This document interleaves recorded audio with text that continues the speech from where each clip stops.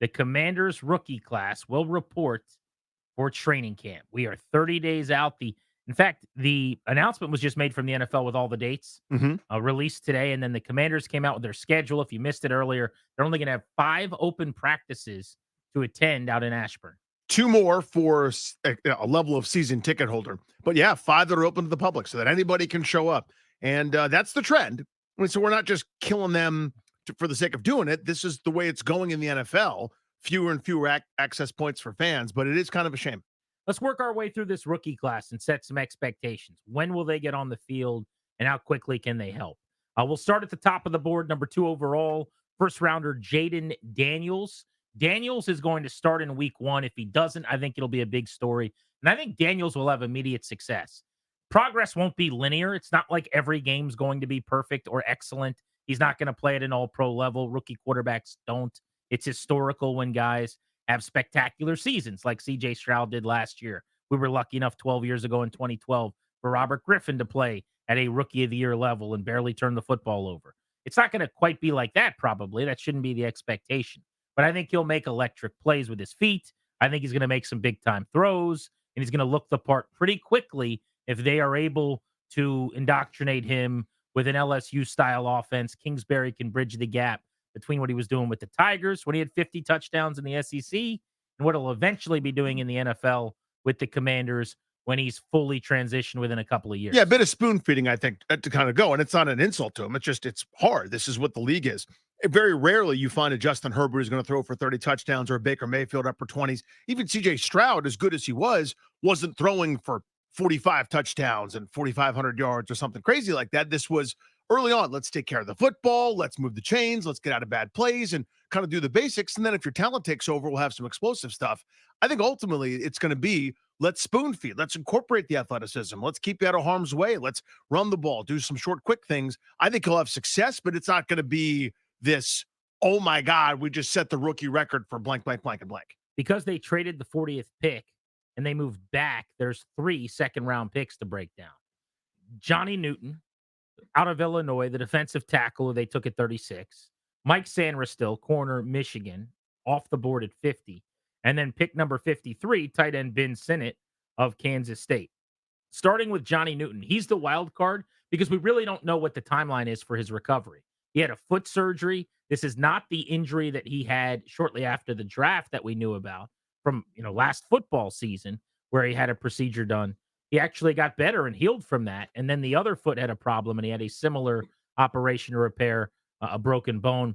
He is supposed to be ready to go when the season begins. But if you're not ready early enough, maybe you get pushed back in camp. If you miss a couple weeks of training camp or something as a rookie, that becomes, all of a sudden a big hill to climb. So I'm not counting on him actually being a star for them right away. And I think it could be several weeks before we see him and he really starts helping. The upside is if he's there and ready on day 1 at camp, then maybe in week 1, he's out there getting a sack and 2 pressures and a couple TFLs. But I think mid-season is probably when he starts to make his presence felt. Yeah, I am not overly optimistic for his season for a number of reasons. One, the injuries you just went through. 2, there are guys that are going to play 75 to 80% of the snaps ahead of him, probably. Especially if it's an Didn't they uphill climb. draft him maybe so those guys didn't have to do that this year? I think they drafted him for the future, and he was too good of a value in their mind to pass up. But these feet things, because not just the foot thing, is 2 feet things that have happened. This feels very Federian Doxony to me at this stage, where it's like, oh look, there's another one we need. Now the timeline, he should be fine, and if he is, great, that's awesome. But I've lived through enough of these where I'm a little bit more skeptical maybe than the average bear. But I just think he's going to have limited opportunities, and that's okay. That's that means you layered some talent, and they can be more flexible letting one of these guys ahead of him go. When he plays, I think you're going to notice him. He's a really, really good player. I think he'll make big time, drive altering impact snaps, but it might be several weeks into the season before they get him to that point from a health standpoint. How about Mike Sainristil, the corner from Michigan? I fully expect him to be their nickel corner from day 1. I think when they open the season in Tampa Bay, first week of the year, he's out there against 11 personnel. If you're operating with 3 receivers, Sainristil's going to be out there. And Maybe I'm wrong, but I'm very bullish. I think he's going to be really good right away. He, to me, non-Jayden Daniels division, that's the most impactful player in the organization, let alone rookie. But non-Jayden Daniels division, I think it's going to be between him and Ben Sinnott as to who has the biggest impact early on and then maybe throughout this season for this team. So he's going to get an opportunity because that's not a strong position group. He will walk onto the field, I think, day one. What I'm curious about with Sainristil, I think most of us get the idea is nickel corner, playing inside in the slot. When there's only two corners on the field, is he ever one of them? Out on the boundary or otherwise? Does he work in at safety or whatever they're going to call like their Buffalo position? Some as well, like when he's not playing in the nickel. I just think he's a football player. This guy played on offense. He was a receiver.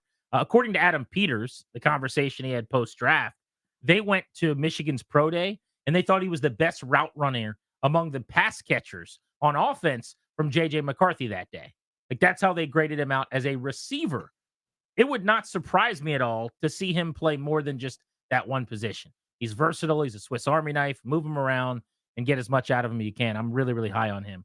You mentioned Ben Sinnott out of Kansas State, the tight end. They took at 53. So this is probably earlier than most everybody thought that he was going to go. But this fits that sort of San Francisco mold, right? Where if you ask the question, wait, is he a fullback? Is he a tight end? Is he an H-back? The answer to all of those things is yes. He's going to line up all over the place, if I had to guess, right?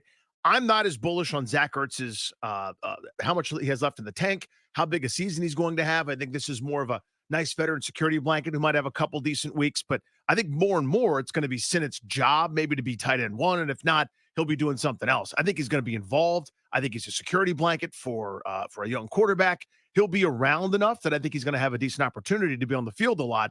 And I'm not as bullish on the receiving core as some. So, again, that's more opportunity for him to maybe catch a pass or two. So I think he's going to play right away because he'll be the second tight end when they go to 12. He'll be out there. What I'm interested in is when does he start to supplant Ertz, if that happens in terms of their most targeted tight end on the roster? When does he become a real playmaker, a valuable part of the offense who their game planning looks for and targets to? I'll bet you that's going to take a little while. Could be wrong, but I just don't think it's going to be a week 1, week 2 thing. I could see him having 2 catches for 23 yards in the opener, 3 catches for 30 yards or something in week 2, 2-3 catch game in week 3. But there's going to be a point eventually where he starts grabbing 5, 6, 7 balls. Maybe that's deeper into the year, though. But I do think right away he's going to play. Remember, we saw that draft video the team put out on Commander's Log, their YouTube show, kind of a Hard Knocks look at their draft room behind the scenes. And when they were considering taking him, Peters calls Cliff Kingsbury over in the war room. He's like, Cliffy, get over here. Kingsbury walks over. He's like, I'm thinking about taking him here. And he's like, yeah, I kind of like that. Kingsbury was not as adamant they had to as some of the other assistants were with other guys, I didn't think. But he's like, I really like him here. And he's like, yeah, Kingsbury's like, yeah, let's do that. Right away, Josh Harris, who was standing there, goes, is he going to play? We just signed Ertz. Is he going to be on the field? And they both look at him and they're like, yes. Yeah. He can do everything, as you said. 86 catches last year for the tight end spot between Thomas, Bates, and Turner. Among those 86, do some rudimentary back of the napkin math between Ertz and Sinnott. Yeah, I mean, there's probably some that go to a Bates, go to Bates too, tight or whatever. End, or if Armani Rogers, Amari Rogers, no, that's another guy. Armani Rogers comes back. I'm gonna say probably 45-ish, 50 for Ertz, and then 30 or something like that, 30 to 35 for Sinnott. And I could see them having more catches by tight ends too. All right, how about third round? Let's keep it moving. We're talking about the Commanders rookie class because 1 month from today, they report to Ashburn for training camp. Third round, pick 67, offensive tackle Brandon Coleman at a TCU. How quickly before he's getting game reps at left tackle? This is the question. Like, this is the pick of the draft. Again, non-Jayden Daniels division, because we'll only remember this Daniels pick if it goes the way we all want it to. But they are betting big that their offensive line issues or woes or weaknesses is solved, and it's pretty much the chips are in this kid's corner. So he got a chance to do some quote-unquote first-team stuff at OTAs. I think that was more that they were moving Lucas around and trying different people at different spots. I don't know if he's won the job yet or if he enters training camp as the number one. I have no idea. I just can't imagine a third rounder without a ton of tackle experience walking in to cover the blind side for a rookie quarterback in week 1, 2, 3, or 4. I just don't see it. It'd be a hell of a gutsy call Wouldn't it? by a coaching staff. I think he will start more games this year than Cornelius Lucas, but I think it's close. Like 9-8, 10-7 kind of thing. And that tells me if it goes that way, that Lucas is going to get the early part of the year. Because it's not really a rush. It's not a race to get Brandon Coleman on the field. If you redshirt him, so be it. He was drafted at 67 overall. I mean, that's not a lock to play right away. And as you said, yes, he has played some tackle, but he spent time all over the offensive line. So it's not like he's just a natural, traditional left tackle by nature either. So there's a lot of learning to be done. I'm going to say Coleman is a starter and helps them, but it's midseason before that happens. So I still think their left tackle's not on the roster yet. I think they're going to do the Leno plan. I hope that's true. And Leno was on the roster already right now. Yeah, I remember that. Well, you know what I mean? But the Leno plan kind of would have happened, right? I mean, they would have there's 4 guys they could have signed at any point that are still out there. I think like an unexpected cut happens first week of training camp or something, and then that guy becomes the dude. So I don't maybe it's my own stubborn bang my head against the wall that like I just see it differently than they do. But I still feel like that's the case. Can't prove it. Pick 100, staying in the 3rd round, wide receiver Luke McCaffrey from Rice. I think he's going to be their slot receiver. When they go 3 receivers, 11 personnel in week 1, I think it's McLaurin, Dotson, and McCaffrey. Now, you're going to see some De'Ami Brown, probably if they're stretching things out vertically. I would imagine Olamide Zaccheaus plays too, but I think McCaffrey is going to play a lot. And similar to Sinnott, I think in the opener, he's going to catch a ball or 2. You know, in the first 4 games of the season, I think he probably catches 10 to 15 passes or something like that. I would not be surprised if he is involved immediately. This is a interesting one too, because it all depends on what's Dotson's role. If he's just the wide receiver too, if he's opposite Terry McLaurin on the outside, then yeah, you would think he gets more playing time. If Dotson's in the slot a little bit more, which maybe he may be better suited to, then he's kind of the second slot guy, then occasionally outside. Are we doing this again? Well, he's also been playing outside a lot in practice, but I agree with you that his path to the field and playing at a decent level right away is more inside. So it damages him if Dotson kicks inside, even though they're at least publicly stating he'll also be playing outside. Yeah. So and again, what his role is, but I'm excited to see what he has. I'm good on De'Ami Brown and Dax Milne and Damiere Byrd and Jamison Crowder coming back was their best slot guy last year. We need to do better than that. So I think there's a path for McCaffrey to get on the field.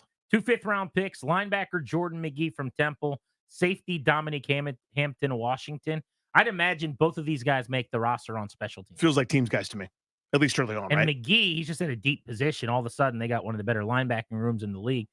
He's a run and hit guy. He's a heat-seeking missile. I think he can be basically what Jamin Davis has been, maybe a little less than that. The difference being one of those guys was drafted in the top 20. The other one was drafted in the 130s. Yeah, exactly. That is the entire summer to me. But he could be one of your special teams leaders early on, right? If he embraces that role, like win your role, dominate your job. He could be one of those dudes that's the first guy down on coverage every time and making a couple of fire you up plays here and there. So I could see him having an impact that way. Their last pick in the 7th round at 222 was the edge at a Notre Dame, Javonte Jean-Baptiste. I don't know if he makes the roster. Maybe practice squad to me. Maybe he's a practice squad guy, but if he makes the team, it'll probably be a lot like what we saw last year from KJ Henry and company, Andre Jones. Yeah. Jones made the team, was inactive a lot, occasionally played a few snaps here or there. It'll look like that. Like I have no delusions that he's going to be overly helpful, certainly as a rookie.